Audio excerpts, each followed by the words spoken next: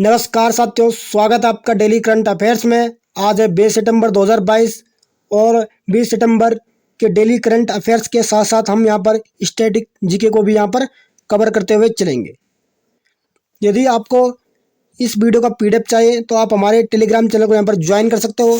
Telegram channel की link नीचे description में दी हुई है, ठीक है। वहाँ से आप हमारे टेलीग्राम को यहाँ पर ज्वाइन कर सकते हो और टेलीग्राम चैनल पर आपको क्या है, सभी वीडियो की यहाँ पर पीडीएफ मिल जाएगी। साथ ही साथ हमने आजकल इंडियन पॉलिटी की एक नई सीरीज शुरू की है, ठीक है। अगर आपने वो सीरीज नहीं देखी है तो उस सीरीज की लिंक भी मैंने नीचे डिस्क्रिप्शन में दी हुई है, वहाँ से आप क्या है उस वीडियो को वहाँ पर देख सकते हो। यदि आप इस चैनल पर नए हो तो चैनल को सब्सक्राइब जरूर कीजिएगा और साथ ही साथ बेल आइकन को प्रेस कीजिएगा, ताकि जैसे ही हम यहाँ से वीडियो अपलोड करते हैं तो सबसे पहले आप तक उसका नोटिफिकेशन आ जाएगा। तो चलिए साथियों, शुरू करते हैं आज का सेशन को शुरू करने से पहले एक बार सभी साथी क्या है सेशन को लाइक और शेयर जरूर कीजिएगा। तो कल का क्वेश्चन ऑफ द डे था हमारा, किसकी सिफारिश पर राज्य में राष्ट्रपति शासन लगाया जाता है। यानी राष्ट्रपति को अगर किसी भी राज्य में राष्ट्रपति शासन लगाना है, ठीक है, किसी आपातकालीन स्थिति में, तो वो किसके परामर्श पर राज्य में राष्ट्रपति शासन यहाँ पर लगाता है। पहला ऑप्शन है मुख्यमंत्री, दूसरे संसद, तीसरे प्रधानमंत्री, चौथे राज्यपाल। तो इस क्वेश्चन का जो राइट आंसर है वो क्या हो जाएगा हमारा, ऑप्शन नंबर डी यानी राज्यपाल। यानी राष्ट्रपति को अगर किसी भी राज्य में यहाँ पर राष्ट्रपति शासन लगाना है तो राज्यपाल के परामर्श पर ही वहाँ पर राष्ट्रपति शासन लगाएगा, ठीक है दोस्तों। अब बात आती है राष्ट्रीय आपातकालीन, ठीक है दोस्तों। तो दोस्तों भारत के संविधान में क्या है, 3 आपातकालीन स्थितियों का यहाँ पर जिक्र किया गया है, ठीक है। पहला होता है राष्ट्रीय आपातकाल, दूसरा होता है राज्य आपातकाल, तीसरा होता है द्वितीय आपातकाल, ठीक है। तो अगर मान लो किसी राज्य में राष्ट्रपति शासन लगाना है तो लगता है अनुच्छेद 352 के तहत, ठीक है। नहीं, अगर क्या है राष्ट्रीय आपातकाल लगाना है तो लगेगा 352 के तहत, ठीक है। अगर राज्य में लगाना है, राज्य में अगर किसी राज्य में राष्ट्रपति शासन लगाना है तो लगाएगा अनुच्छेद 356 के अंतर्गत, ठीक है। और वित्तीय आपातकाल जो होता है दोस्तों वो लगता है हमारा अनुच्छेद 360 के अंतर्गत, ठीक है।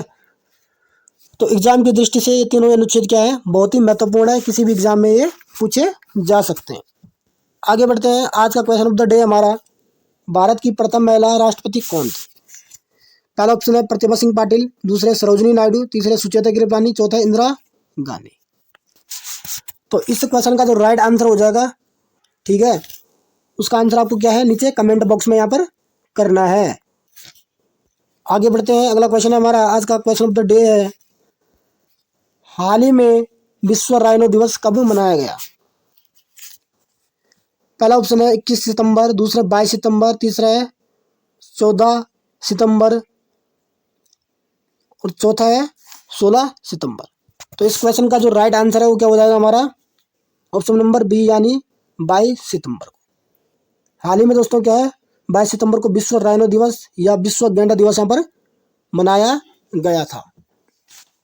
अब दोस्तों 2022 विश्व राइनो दिवस की थीम क्या थी, तो इसकी थीम थी 5 राइनोज स्पेसीज फॉर एवर, ठीक है। और जो विश्व राइनो दिवस मनाने का उद्देश्य है वो ये है कि क्या है, जो विश्व में जितने भी अभी राइनोज बचे हुए हैं या जीवित हैं, ठीक है, उनके प्रति क्या है लोगों को यहाँ पर जागरूक करना, ताकि लोग उनका क्या है यहाँ पर संरक्षण कर सके। आगे बढ़ते हैं। अगला क्वेश्चन है हमारा, हाल ही में वाराणसी और बोगीबील के बीच भारत की सबसे लंबी नदी क्रूज सेवा किस वर्ष यहाँ पर शुरू होगी, ठीक है दोस्तों। तो इस क्वेश्चन का जो पहला ऑप्शन है 2022, दूसरे 2023, तीसरा है 2024 और चौथा है 2025। तो इस क्वेश्चन का जो राइट आंसर है वो क्या हो जाएगा हमारा 2023। यानी दोस्तों 2023 तक क्या है वाराणसी और बोगीबील के बीच भारत की सबसे लंबी नदी क्रूज सेवा यहाँ पर शुरू आपकी हो जाएगी। आगे बढ़ते हैं। अगला क्वेश्चन है हमारा, भारतीय नौसेना ने NS अजय को किस नौसेना डकयार्ड को सेवा मुक्त किया है। पहला ऑप्शन है यहाँ पर कोच्चि, दूसरा है विशाखापट्टनम, तीसरा है मंझगांव डकयार्ड, चौथा निम्न में से कोई नहीं। तो इस क्वेश्चन का जो राइट आंसर हो जाएगा मेरे दोस्तों वो हो जाएगा मंझगांव डकयार्ड। आगे बढ़ते हैं। अगला क्वेश्चन है हमारा, किस देश ने सैफ महिला चैंपियनशिप 2022 यहाँ पर जीती है? पहला ऑप्शन है नेपाल, दूसरा श्रीलंका, तीसरा नेपाल, चौथा है बांग्लादेश। तो इस क्वेश्चन का जो राइट आंसर हो जाएगा वो क्या हो जाएगा? बांग्लादेश। यानी बांग्लादेश ने क्या है, सैफ महिला चैंपियनशिप 2022 का खिताब यहाँ पर अपने नाम यहाँ पर किया है।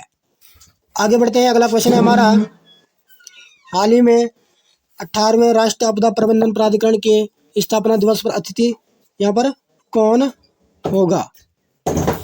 ठीक है, पहला ऑप्शन है अमित शाह, दूसरा है राजनाथ सिंह, चौथा है नरेंद्र मोदी, चौथा है शशि थरूर। तो इस क्वेश्चन का जो राइट आंसर हो जाएगा वो क्या हो जाएगा?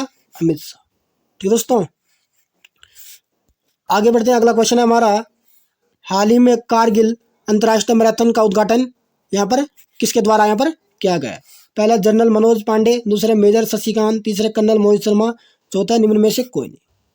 तो इस क्वेश्चन का जो राइट आंसर हो जाएगा वो ऑप्शन नंबर ए हो जाएगा, जनरल मनोज पांडे। यानी जनरल मनोज पांडे के द्वारा यहाँ पर क्या है, कारगिल अंतर्राष्ट्रीय मैराथन का यहाँ पर उद्घाटन किया गया है। आगे बढ़ते हैं। अगला क्वेश्चन है हमारा, हाल ही में प्रतिष्ठित प्रियदर्शनी अकादमी के स्मिता पाटिल मेमोरियल अवार्ड किसको यहाँ पर मिला है? पहला ऑप्शन है आलिया भट्ट, दूसरा है सुष्मिता सेन, तीसरा है प्रियंका चोपड़ा, चौथा है काजोल।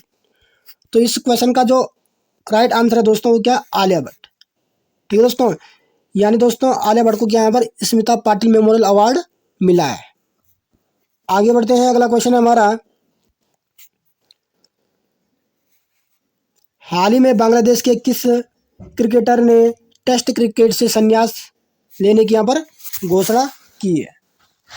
पहला ऑप्शन है हमारा मुर्तना हसन, दूसरा रूबल हुसैन, तीसरा शब्बीर रहमान, चौथा है निम्न में से कोई नहीं। तो इस क्वेश्चन का जो राइट आंसर है वो क्या हो जाएगा दोस्तों? Rubel Hussain, option number B. तो रूबल हुसैन यहाँ पर क्या है, ये बांग्लादेश के एक क्रिकेटर है। इन्होंने क्या है, टेस्ट क्रिकेट से यहाँ पर संन्यास लेने की यहाँ पर घोषणा की है। आगे बढ़ते हैं। अगला क्वेश्चन हमारा, हाल ही में कश्मीर में मल्टीप्लेक्स किस क्षेत्र में यहाँ पर खोला जाएगा? तो ये खोला जाएगा दोस्तों, पहला ऑप्शन है श्रीनगर, दूसरा लद्दाख, तीसरा पुंछ, चौथा गुलमर्ग। तो इस क्वेश्चन का जो राइट आंसर है दोस्तों श्रीनगर। यानी दोस्तों श्रीनगर में क्या है, जम्मू कश्मीर का क्या है, पहला मल्टीप्लेक्स क्षेत्र यहाँ पर खोला जाएगा।